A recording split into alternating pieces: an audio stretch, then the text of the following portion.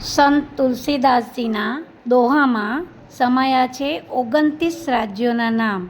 પહેલાંના જમાનામાં આ દોહા પરથી 29 રાજ્યોના નામ સરે શીખવાડ્યા, તે આજે પ્રસ્તુત કરું છું. રા મતલબ રાજસ્થાન, મ મતલબ મહારાષ્ટ્ર, ના મતલબ નાગાલેન્ડ, મ મતલબ મણિપુર, જ મતલબ જમ્મુ કાશ્મીર, પ મતલબ પશ્ચિમ બંગાળ, તે મતલબ તેલંગાણા, અ મતલબ અસમ,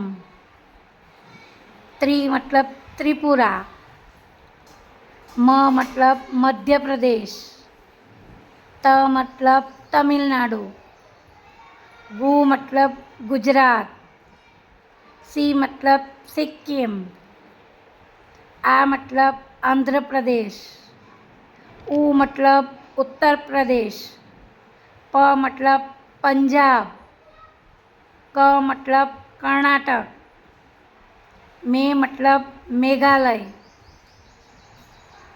ઉ મતલબ ઉત્તરાખંડ, ગો મતલબ ગોવા, હ મતલબ હરિયાણા, મી મતલબ મિઝોરમ, અ મતલબ અરુણાચલ પ્રદેશ, હી મતલબ હિમાચલ પ્રદેશ, કે મતલબ કેરળ, છ મતલબ છત્તીસગઢ, બી મતલબ બિહાર, ઝા મતલબ ઝારખંડ, ઉ મતલબ ઓરિસ્સા. તુલસીદાસજીનો સુંદર દોહો આ રીતે યાદ રાખી શકો છો.